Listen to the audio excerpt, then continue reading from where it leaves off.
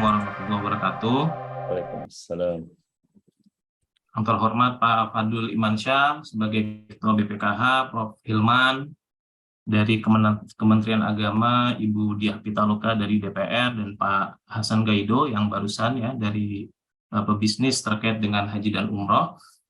Jadi pada sesi terakhir ini saya akan mencoba untuk memaparkan bagaimana pengelolaan keuangan haji yang ada di Indonesia dan di beberapa negara yang lain, dan kemudian masuk ke isu pembagian ya, pembagian berapa persen yang harus ditanggung oleh jamaah, berapa persen porsi dari nilai manfaat, dan kaitannya dengan sustainability dan haji.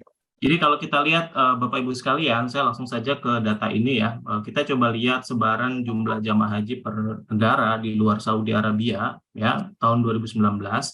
Kita bisa lihat bahwa Indonesia, India, dan Pakistan adalah negara dengan total jamaah haji terbanyak ya. Kuotanya 221.000, 200.000, dan Pakistan juga 200.000. Sementara di bawah itu ada Malaysia yang jemaah hajinya jauh lebih sedikit ya, Bapak Ibu, 31.600, dan sisanya negara itu 300.000 jamaah itu dibagi ke sekian puluh negara. Jadi per negaranya itu tidak terlalu banyak. Di luar dari negara-negara utama dengan kuota haji terbesar pada tabel ini. Nah, kalau kita lihat, ada beberapa negara yang saya temukan dalam literatur, ada 4 negara yang secara khusus, mereka memiliki kebijakan khusus untuk pengelolaan haji, baik manajemen hajinya maupun keuangan hajinya, yaitu Indonesia, India, Pakistan, dan Malaysia. Jadi kalau kita lihat di sini, kita bandingkan 4 negara ini ya, Malaysia dengan 31.600 jamaah haji, kuota haji, itu sudah dari tahun 63 mereka membentuk lembaga tabung haji. Sementara di Indonesia, dengan berbagai regulasi yang ada, terakhir Undang-Undang Pengelolaan Keuangan Haji tahun 2014, dan kemudian BPKH didirikan pada tahun 2018, ya, dengan jumlah jamaah yang dikelola kuotanya adalah 221.000. Ini di sini pihak yang terlibat ada Kementerian Agama, BPKH, dan swasta ya untuk haji khusus. Nah, kalau kita lihat di sini cakupan pengelolaannya berbeda ya. Kalau kita lihat Malaysia dengan lembaga tabung hajinya itu mereka mengelola all in ya. Manajemen hajinya mereka kelola dan pengelolaan dana hajinya dikelola oleh mereka juga ya. Jadi semuanya diurus. Nah, kalau di Indonesia BPKH tugas utama dan fungsinya adalah mengelola keuangan haji, berpartner dengan Kemenak dalam melakukan manajemen haji atau penyelenggaraan ibadah haji. Nah, di Pakistan, India, dan Maladewa itu kira-kira memiliki pola yang sama ya. Mereka tidak memiliki lembaga khusus untuk mengelola keuangan haji. Itu masih di bawah Kementerian Kementerian Agama ya, atau kementerian atau urusan haji yang ditunjuk secara khusus. Sehingga kalau kita lihat di sini alokasi investasi dana haji yang dilakukan di beberapa negara itu memang berbeda-beda. Kalau kita lihat di Malaysia dengan lembaga tabung hajinya, mereka melakukan investasi langsung dan juga melakukan investasi pada instrumen keuangan syariah. BPKH di Indonesia itu juga mirip sebenarnya, meskipun karena BPKH masih relatif baru ya. Jadi mungkin porsi untuk instrumen investasi langsungnya masih relatif sedikit, mayoritas ada di instrumen keuangan syariah. Kemudian Pakistan ini juga tidak terlalu terdiversifikasi, mayoritas ada di produk perbankan syariah, demikian juga India dengan Maladewa. Nah, kalau kita lihat size dari jamaah yang diurus, tentu kita bisa lihat ya bahwa memang isu pengelolaan dana haji ini menjadi sangat penting. Ya, artinya Malaysia yang dengan hanya 31.600 berbanding Indonesia yang 221.000, tentu size-nya menjadi sangat matters untuk dikelola lebih serius oleh Indonesia. Ya, mempertimbangkan maslahat yang akan didapatkan oleh masyarakat untuk menunaikan ibadah haji di masa mendatang. Kalau kita lebih dalam lagi, coba kita lihat lembaga tabung haji yang sejak tahun 63 itu didirikan, kira-kira model bisnisnya seperti ini ya. Jadi mereka menarik simpanan setoran haji dalam bentuk deposit tabungan ya dari masyarakat. Kemudian dari dana terkumpul ini yang jumlahnya besar, ini disalurkan ke berbagai macam investasi ya, baik dalam bentuk subsidiaris, artinya dalam bentuk anak perusahaan, maupun ke instrumen keuangan syariah, di mana imbal hasilnya ini digunakan untuk pengeluaran biaya tahunan haji, pajak maupun zakat. Jadi dikembalikan lagi ke para jamaah, gitu ya. Nah, dengan skema seperti ini, kalau kita lihat lembaga tabung haji ini strukturnya cukup kompleks ya. Dia punya subsidiaris di industri keuangan syariah, properti, hospitality, perdagangan dan sebagainya. Nah, ini karena usianya sudah cukup lama dan total pendaftar yang dikelola itu sekitar 9 juta, sementara Indonesia tadi Pak Fadlul menyampaikan sekitar 5,1 juta ya. Nah, itu tentu BPKH bisa menyaingi lembaga tabung haji mestinya ya kalau memang dilakukan dengan sangat proper dan profesional.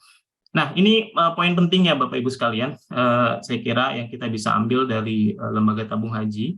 Dari instrumen keuangan yang mereka pilih, penempatannya kira-kira 58% mereka tempatkan di fixed income, 26% di equity, dan sisanya di beberapa instrumen yang lain. Nah, kalau kita lihat dana haji yang mereka kelola dan biaya haji yang dibayarkan oleh jamaah, hingga tahun 2019, ya biaya realnya terus meningkat, tapi biaya dibayar per jamaahnya itu fix di angka 9.980. Namun di 2022 karena 2020 dan 2021 itu tidak ada haji ya yang dibuka untuk masyarakat di luar Saudi. Tahun 2022 ini menarik karena biaya realnya 28.000 ya, dan kemudian lembaga tabung haji sudah mulai meningkatkan yang tadinya 9.980 menjadi ke 12.980.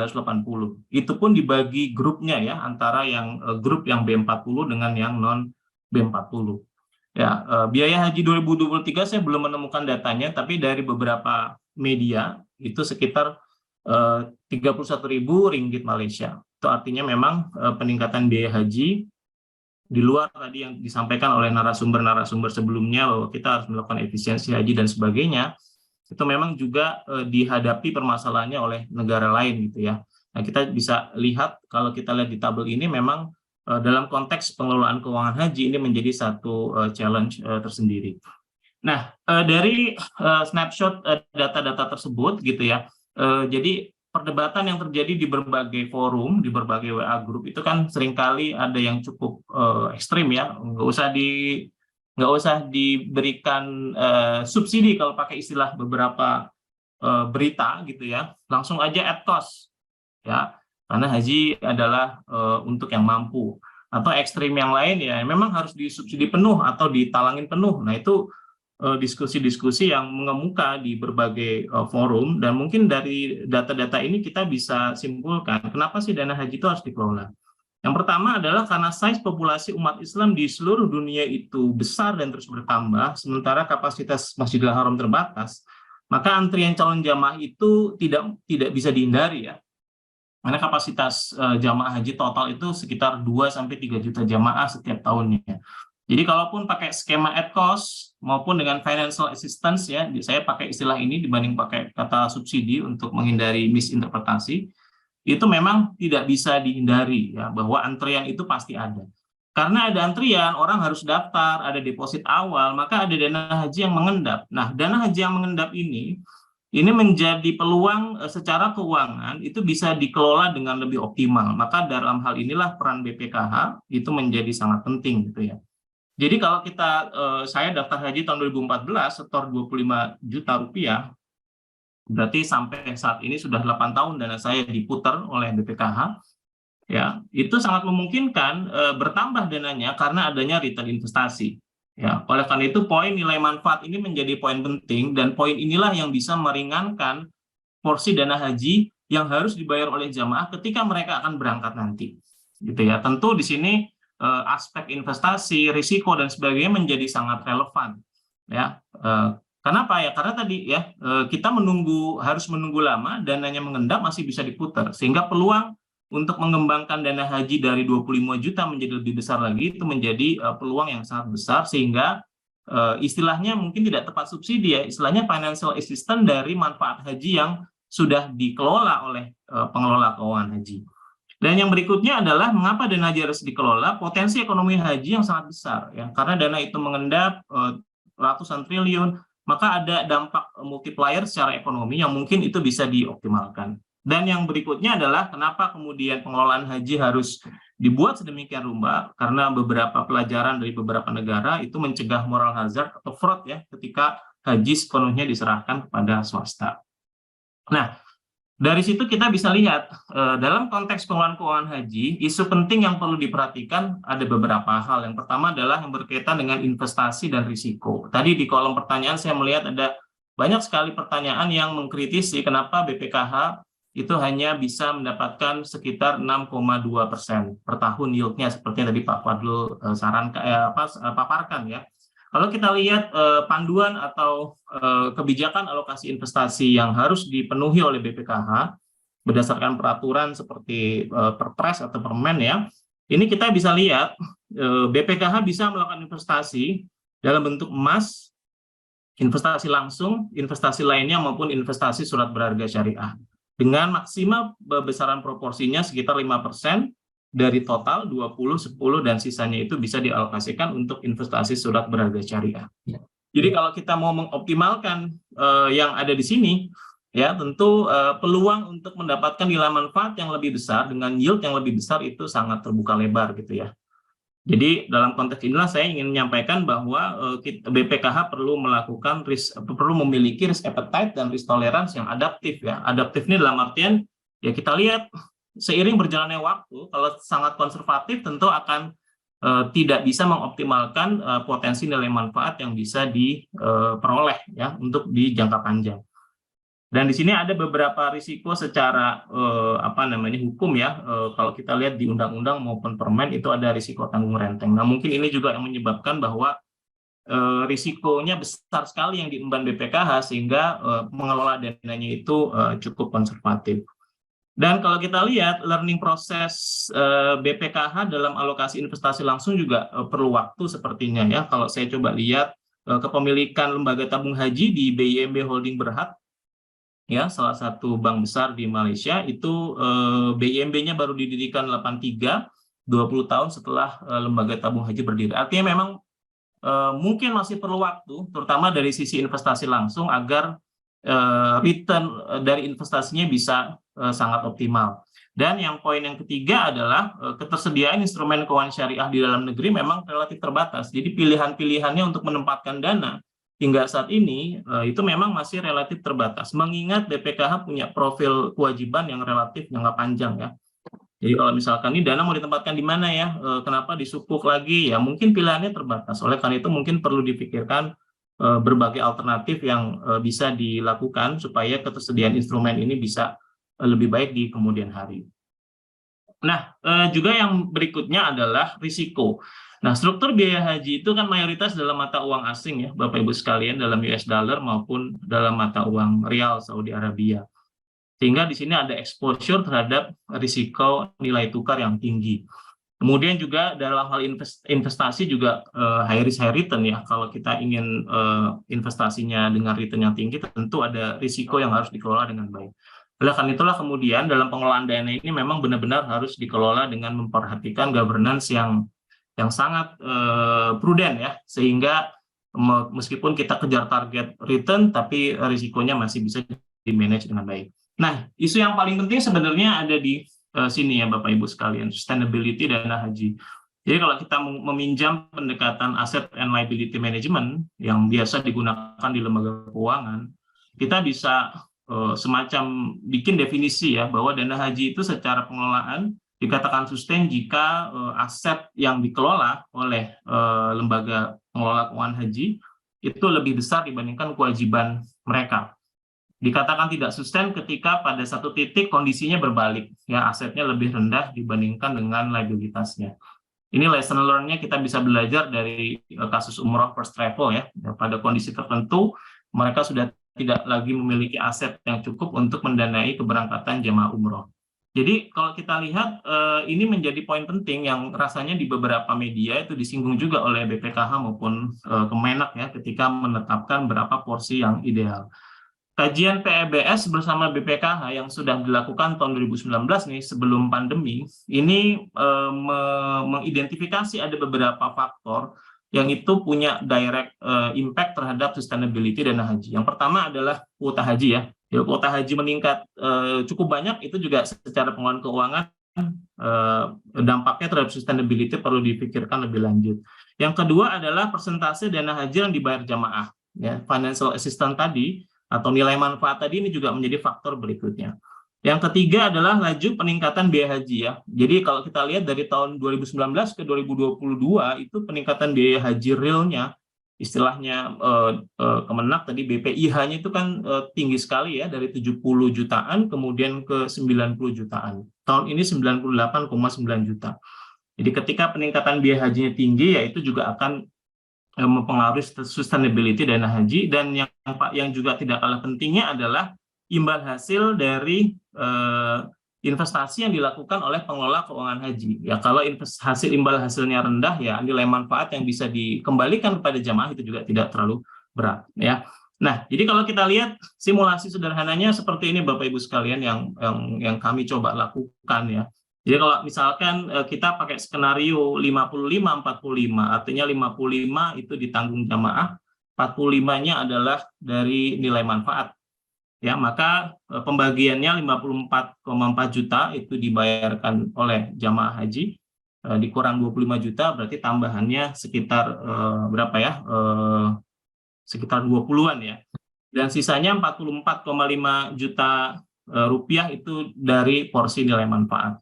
Dengan skema ini, kalau kita plot dari sisi survive rate dengan sampai tahun keberapa sih dana haji itu bisa sustain, itu kira-kira hitungan kasar kami ya, ini bisa saja overestimate atau underestimate, itu di angka sekitar 15 tahun ya. Jadi masih bisa survive hingga 15 tahun. Kalau pakai skenario Kemenak 70-30 ya, jamaah membayar 69 ya, dikurang 25 juta setoran awal, kemudian sisanya 29 juta itu dari nilai manfaat, itu memang sustainability dana hajinya akan jauh lebih panjang.